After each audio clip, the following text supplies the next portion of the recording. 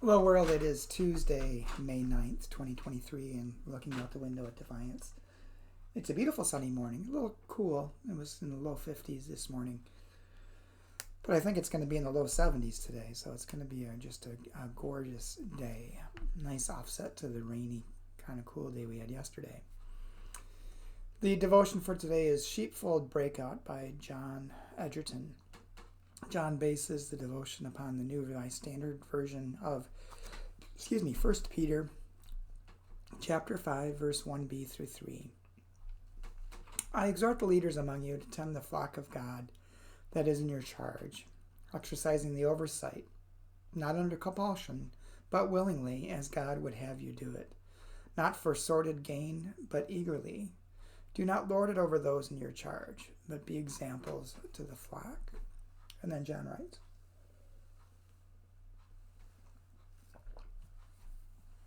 my wife used to work as a shepherd, and I don't mean that in a metaphorical or religious sense. I mean she was a literal herder of 300 actual sheep.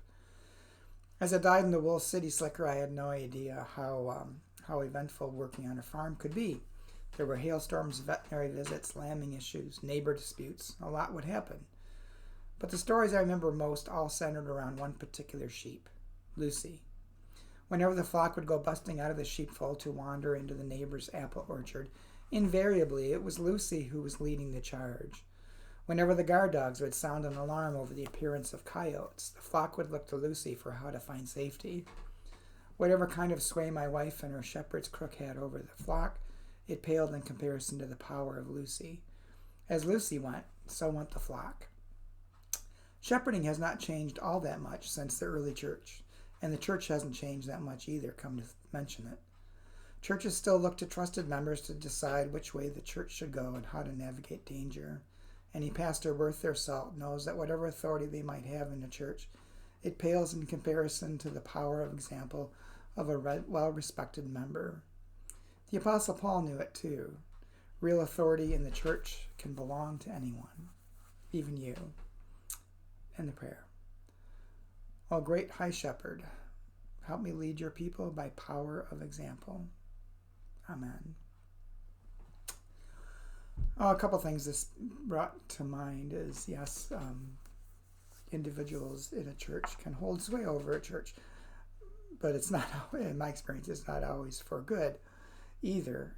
Sometimes people in the church acquiesce to those who exert the most power, and sometimes that's not the best thing for the congregation in itself.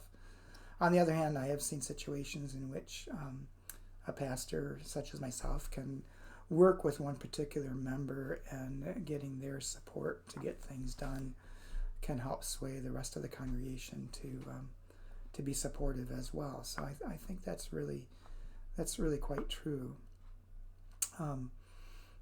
But I think there is some real danger in people acquiescing their power and their strength and their abilities to someone who may be louder or more forceful. And that's not really the way that Jesus taught about living in community, caring for the least and the marginalized in that community, ensuring that everyone is treated well and has an ability to live abundantly within the community. That's what he modeled in his own ministry, and that's what churches ought to be modeling in their ministry as well.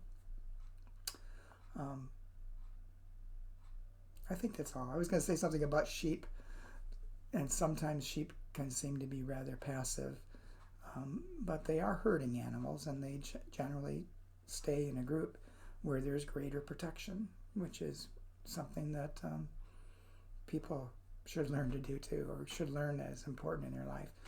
We may think we're individualistic, but we're community-oriented beings, and living in community is healthy for us and can lead us to safety as long as individuals don't take over control or try to manipulate the group or the community. You may be getting something else out of this devotion, but those are my thoughts for this day, and hope it gives you something to think about, and hope to talk to you again tomorrow.